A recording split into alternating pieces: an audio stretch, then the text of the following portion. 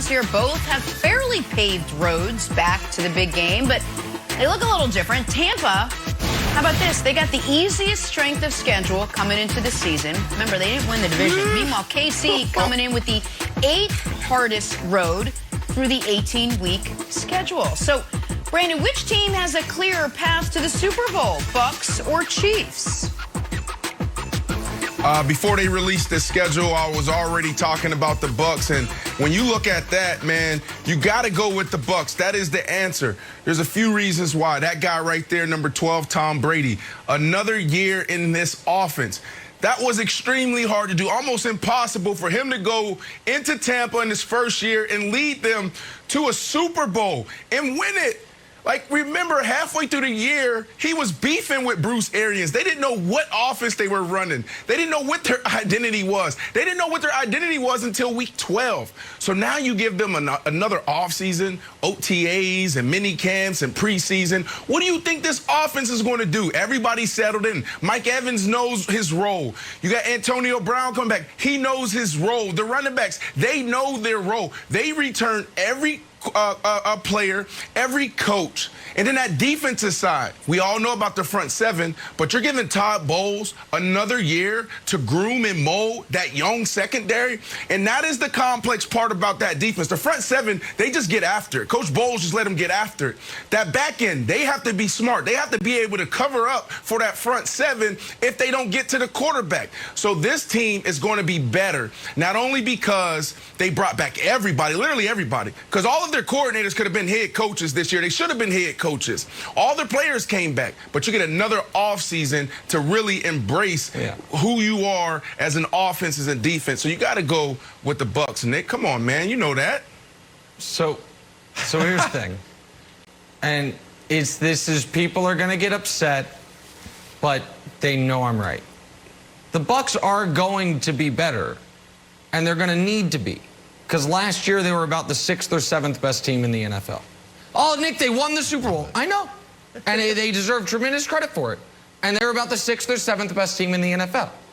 And I do not think the path to the Super Bowl for the Bucs this year will duplicate what it was last year, which is your first playoff game against a guy named Taylor Heineke, who, despite it being his first career NFL start, it's a one-score game in the fourth quarter.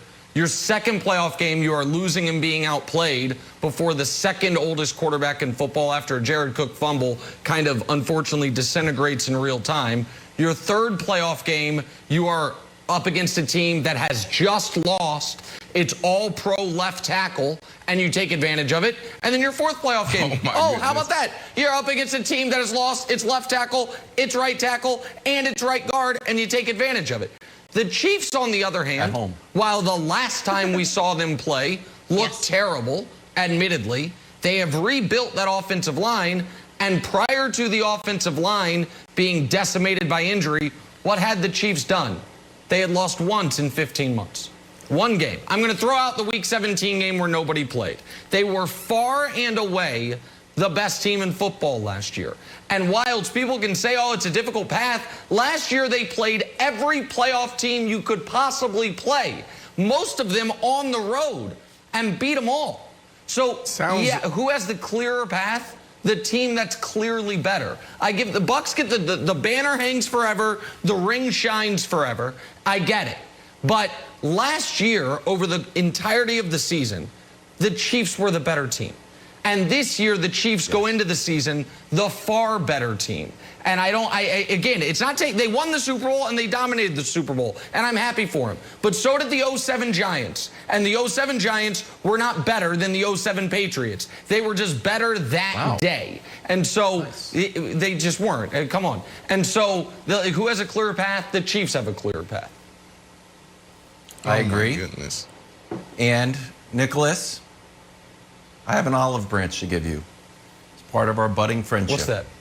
It's a confession and an apology. Last year, when the Chiefs were coming off their Super Bowl victory, I kept on saying, are you worried about the Super Bowl hangover?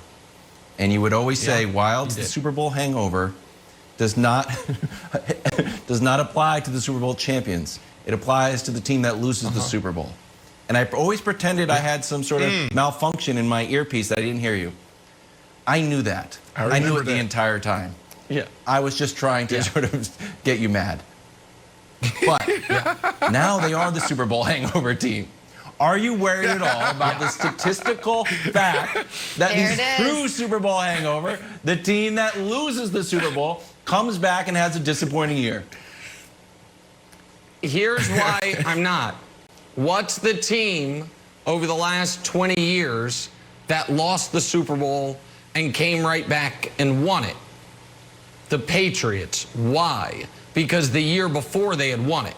Because the Super Bowl hangover is for a team. It's like, this is the best year we've ever had. We came so close, and oh my God, now we have to climb that mountain. It has a different psychological effect if it's a team that has already climbed that mountain, planted its flag, and then it's just like, this is our mountain. We actually get here every year.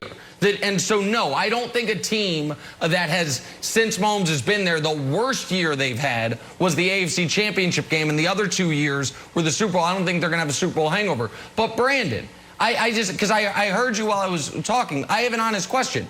Do you think that because the Bucs are the same team as last year. That's like in a good way, right? They're the first Super Bowl champion. They bring everybody back. Do you think that Super Bowl plays out the same way? If the Chiefs in that Super Bowl have the offensive line they're bringing to the season this year, the totally rebuilt, all-pro, in theory, healthy offensive line? Because I don't. So that's another reason why we know what the Bucs are. They made no changes. Right, but I'm talking about projecting for this year. If they were right, we know what the Bucs are. The Chiefs. We call that after football, and Peter King, he coined it as Monday morning quarterback. Monday morning quarterback. Like everything you described about the Bucs run to the Super Bowl is exactly what happened for the Chiefs in 2020. In this Monster Showdown, Week 9, Packers-Chiefs on Fox. We were oh so close to getting Rodgers v. Mahomes in the Super Bowl last season. Now, hopefully, we get it in the regular season. But, Brandon, the under-the-radar quarterback matchup most intriguing to you is blank. Woo. Week 6, you have Kyler Murray and you have Baker Mayfield. These quarterbacks, like Nick just said, as far as for the Cleveland Browns, have everything they need. Kyler Murray has everything he needs. Going into his 3rd year, this is when you see guys take a huge step forward or potentially a huge step back. So I want to see who this kid is and what he worked on this offseason and how he's going to lead the Arizona Cardinals. Because, like I said, man, there's no excuse. They have everything. Coaches, players, facilities, they have everything they need. And then on the other side, the Cleveland Browns, Baker Mayfield. We're going to see exactly who he is. If he's a superstar in this league, like Nick thinks he is, then he'll go out there and he'll ball out.